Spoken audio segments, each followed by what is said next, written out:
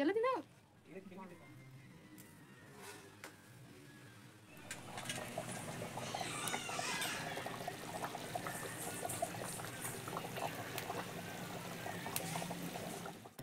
Hi viewers, welcome to my channel. இன்றைக்கி நம்ம சேனலில் நாட்டுக்கோழி குழம்பு எப்படி செய்கிறதுன்னு பார்க்க போகிறோங்க. போன சண்டே எங்கள் வீட்டில் ட்ரை பண்ண நாட்டுக்கோழி குழம்பு தாங்க இன்றைக்கி வீடியோவில் காமிக்க போகிறோம். அதுவும் விறகடுப்பில் 1.25 கிலோ நாட்டுக்கோழியை இன்றைக்கி குழம்பு எப்படி செய்கிறதுன்னு பார்க்க போகிறோம்.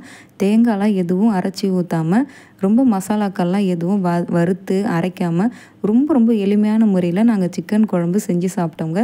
ரொம்ப டேஸ்ட்டாக இருந்தது. அந்த டேஸ்ட்டு உங்களுக்கும் கிடைக்கணுன்றதுக்காக இந்த வீடியோவை நான் அப்லோட் பண்ணுறேன். எங்கள் வீட்டில் இருக்கவங்க ரொம்ப விரும்பி சாப்பிட்டாங்க. சப்போஸ் நீங்கள் வெளியில் விறகடுப்பில் இந்த மாதிரி நாட்டுக்கோழி செஞ்சு சாப்பிட போகிறீங்கன்னா இந்த மெத்தடை கூட ட்ரை பண்ணி பாருங்கள். ரொம்ப அருமையாக இருக்கும். ரொம்ப எளிமையான முறையில் ரொம்ப டேஸ்ட்டாக இருந்துச்சு. கண்டிப்பாக வீடியோ யூஸ்ஃபுல்லாக இருந்துச்சுன்னா ஒரு லைக் பண்ணுங்கள், சப்ஸ்கிரைப் பண்ணுங்கள், உங்கள் ஃப்ரெண்ட்ஸ்க்கும் ஷேர் பண்ணுங்கள். ரொம்ப அருமையான இந்த நாட்டுக்கோழி குழம்பு நீங்களும் இந்த சண்டே கண்டிப்பாக ட்ரை பண்ணி பாருங்கள். வாங்க எப்படி செய்கிறதுன்னு பார்க்கலாம். நல்லா விறகடுப்பில் ஒரு அகலமான பாத்திரம் எடுத்துருக்கேன். கொஞ்சம் அடிகனமான பாத்திரமும் எடுத்துக்கோங்க. ஒரு 3/4 டம்ளர் போல் நல்லெண்ணெய் சேர்த்துக்கோங்க. நல்லெண்ணெய் சேர்த்திங்கன்னா வயிற்றுக்கும் நல்லது, உடம்புக்கும் நல்லதுங்க. நல்லெண்ணெய் இல்லாதவங்க நீங்கள் ரீஃபைண்ட் ஆயில் கூட சேர்த்துக்கோங்க. கொஞ்சமாக 1 டீஸ்பூன் மட்டும் பெருஞ்சீரகம் சேர்த்துக்கோங்க. நான் பெருஞ்சீரக பொடி தாங்க ரோண்டு சேர்த்துருக்கேன். வேறு எதுவும் சேர்க்கலை. பட்டை, கிராம்பு, ஏலக்கான்னு எதுவுமே எக்ஸ்ட்ரா சேர்க்கலை. 3 பெரிய சைஸ் வெங்காயத்தை நீல வாக்கில் கட் பண்ணி சேர்த்துருக்கேங்க. நீங்கள் பொடியாக கூட கட் பண்ணி சேர்த்துக்கோங்க. நல்லா 3 பெரிய சைஸ் வெங்காயம் நல்லா வதக்கிக்கோங்க. நல்லா பொன்னிறமாகிற வரைக்கும் கொஞ்சம் பொறுமையாக வதக்கிக்கோங்க. அதுக்கு முன்னாடி வெங்காயம் வதங்கிறதுக்கு 1 டீஸ்பூன் போல் கல்லுப்பு கொஞ்சமாக சேர்த்துக்கிறேன். பாருங்கள், வெங்காயம் வதங்கிறதுக்கு கல்லுப்பு தான் சேர்க்குறேன். சேர்த்துட்டு இதை நல்லா வதக்கிக்கோங்க. வெங்காயம் வதங்கி வந்த பிறகு ஒரு 10 பச்சை மிளகாவை அப்படி சேர்த்துருக்கோங்க. 2 பெரிய சைஸ் தக்காளியை நீல வாக்கில் கட் பண்ணி சேர்த்துக்கோங்க. தக்காளிலாம் அதிகமாக சேர்க்கல. நீல வாக்கில் 2 பெரிய சைஸ் தக்காளி மட்டும் சேர்த்துருக்கேன். தக்காளி வதங்கிறதுக்கு அதே அளவு 1 டீஸ்பூன் போல் கல்லுப்பு சேர்த்துட்டு நல்லா வதக்கிக்கலாம். தக்காளி வதங்கிறதுக்கு கொஞ்சம் டைம் எடுக்கும். அதனால் மூடி போட்டு ஒரு 5 நிமிஷத்துக்கு நல்லா வதக்கிக்கோங்க. பாருங்கள், தக்காளியும் ஓரளவுக்கு நல்லா குழைய வந்துடுச்சு. நல்லா கலந்து விட்டுட்டு அடுத்து இஞ்சி பூண்டு விழுது சேர்க்கலாம். நல்லா ஒரு கை நிறையா இஞ்சி பூண்டு விழுதை அரைச்சி சேர்த்துக்கோங்க. 1.25 கிலோ சிக்கனுக்கு நல்லா ஒரு கை நிறைய இஞ்சி பூண்டு விழுதை அரைச்சி சேர்த்துக்கோங்க. கொஞ்சமாலாம் சேர்க்கக்கூடாது. பாருங்கள், இது போல் அரைச்சி சேர்த்துட்டு இஞ்சி பூண்டோட பச்சை வாசனை போகணும். அதனால் நல்லா வதக்கிட்டு கொஞ்சம் எண்ணெய் பிரிஞ்சு வர வரைக்கும் நல்லா வதக்கிக்கோங்க. அப்போ தான் டேஸ்ட்டு ரொம்ப நல்லாயிருக்கும். பாருங்கள், இதோட ஒரு கைப்பிடி அளவு கொஞ்சமாக கருவேப்பிலையெல்லாம் சேர்த்துக்கலாம். சேர்த்துட்டு இதையும் கலந்துக்கலாம். பாருங்கள், இப்போ இது நல்லா வதங்கி வந்துச்சு. லேசாக எண்ணெய் பிரிஞ்சு வந்திருக்கு, பார்த்தாலே தெரியும். இப்போ இந்த ஸ்டேஜில் 1.25 கிலோ சேவக்கோழி, எங்கள் வீட்டில் வளர்த்த சேவக்கோழி தாங்க நாங்கள் அடிச்சிருக்கோம். சரியாக 1.25 கிலோ இருந்துச்சு. நல்லா மஞ்சத்தூள் போட்டு கடையில் கொடுத்து கட் பண்ணி வாங்கினோம். மஞ்சத்தூள் போட்டு ஒரு 4-5 முறை நல்லா சுத்தம் பண்ணி எடுத்துருக்கோம். இப்போது அந்த சிக்கன் அப்படியே சேர்த்துருக்கேன். மசாலாக்கள்லாம் எதுவும் சேர்க்கலை. ஃபஸ்ட்டு அந்த வெங்காயம் தக்காளி வதங்குச்சு இல்லையா, அதோட ஒரு 10 நிமிஷம் நான் வதக்க போகிறேன். அதனால் வெறும் சிக்கனை மட்டும் இப்போ சேர்த்துக்கலாம். பாருங்கள், சிக்கனை சேர்த்தாச்சு. சேர்த்துட்டு இதோட 1 டீஸ்பூன் மட்டும் மறுபடியும் கொஞ்சமாக கல்லுப்பு சேர்த்துக்கோங்க. கல்லுப்போடு சேர்த்து ஒரு 10 நிமிஷம் மூடி போட்டு விட்டு நல்லா வதக்குங்க.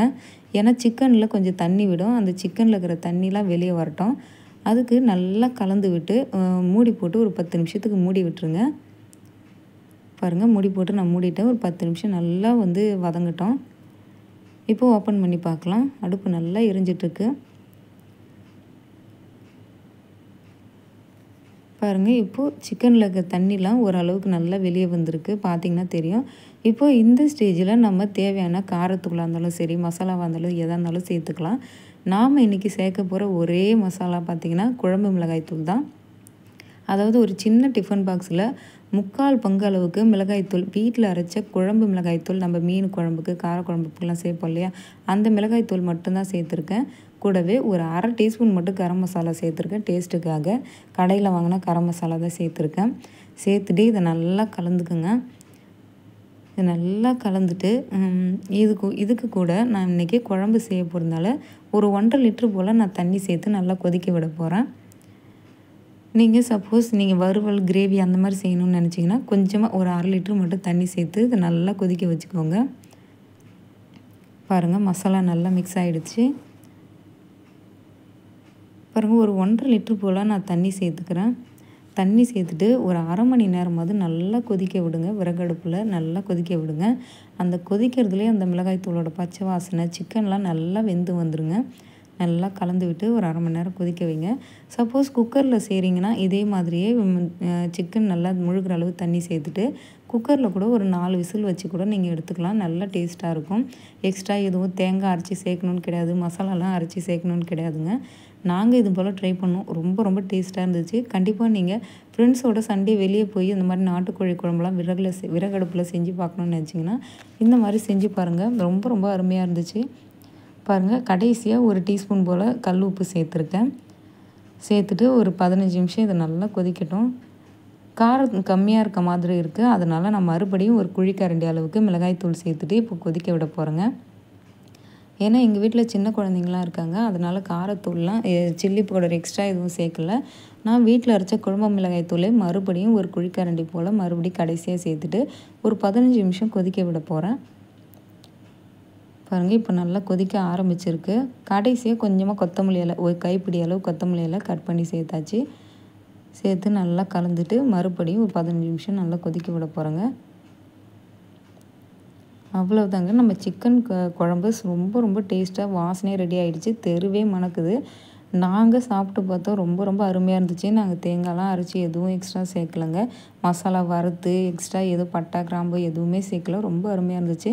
கண்டிப்பாக நீங்களும் வீட்டில் ட்ரை பண்ணி பாருங்கள். எங்கள் வீட்டு குழந்தைங்கள்லேருந்து பெரியவங்க வரைக்கும் ரொம்ப விரும்பி சாப்பிட்டாங்க. நானுமே ரொம்ப ரொம்ப விரும்பி சாப்பிட்டேன். நீங்களும் சண்டே இது போல் நாட்டுக்கோழி குழம்பு செஞ்சு பார்த்துட்டு வீடியோவில் எப்படி இருக்குன்னு சொல்லுங்கள். உங்கள் கருத்துக்களை பதிவு பண்ணுங்கள். பாய் ஃப்ரெண்ட்ஸ், அடுத்தடுத்த வீடியோக்குள்ளே பார்க்கலாம்.